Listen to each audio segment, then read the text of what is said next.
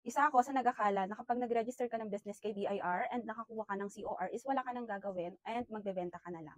So, hindi pala. Hi guys, it's me, J. Marie, and today pag-uusapan natin kung ano pa ba yung mga kailangan mong gawin after mong mag-register ng business kay BIR. Personally, kahit ako, akala ko, nung nakuha ko ng COR is wala na akong gagawin, pero hindi pala. Nadagdagan pa yung responsibility nating mga online seller kasi kailangan natin mag-register ng books of account, mag-create ng OROS account or yung online registration and update system, DBIR. Yun yung website nila para doon tayo magsasubmit ng forms ng quarterly and annually na income tax return. Kailangan din natin mag-keep ng transaction record nung lumalabas and pumapasok na pera sa business natin. Meron din tinatawag na filing ng ITR quarterly and annually. So, sobrang dami. As a small-time business owner, alam ko sobrang overwhelming nitong mga gagawin and mga kailangan talagang gawin. So, dapat kung magre-register ka ng business mo kay BIR, sure ka na meron kang time and kaya mo din na gawin lahat ng mga ipapagawa. Kasi kung mag-hire pa kayo ng CPA o ng accounting o ng bookkeeper, medyo malalaki din yung bayad doon.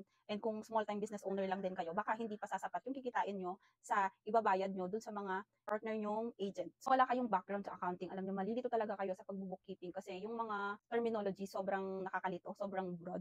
I'm just so lucky na nung college ako, ang tinik kong course ay business administration and ang major ko marketing management. May subject kami na accounting. Medyo familiar na ako dun sa mga terminologies kaya hindi ko na siya pinoproblema. Kapag nag-register ka ng business kay BIR, sobrang daming kaakibat na penalty kapag hindi mo ginawa yung nire-required. Kapag nalit tayo ng filing or simple nakalimutan file ng ITR, may penalty. Pag wala tayong books of accounts na napakita, may penalty. Kapag di tayo nag-register ng books of accounts natin, may penalty. Kaya kung kayo decided na talaga kayo na magre-register na kayo ng online business nyo kay BIR, please make sure na kaya nyo gampanan yung mga responsibility kasi sobrang dami. Ngayon, kung meron kayong mga question about sa pag-register kay BIR, mag-comment lang kayo dyan and itatry ko na sagutin lahat ng question nyo. Pero siguro, ang gagawin ko na lang is generally, para hindi sobrang hirap, kailangang intindihin. Para kayo din, personally, makapag-track kayo ng business nyo and magawa nyo yung mga kailangang ipasa kay BIR on time. So again guys, hindi ako affiliated kay BIR or any institution. Ayan, i-share ko lang sa inyo yung knowledge ko para din makatulong sa mga katulad kong small-time business owner. So yun lang. Bye!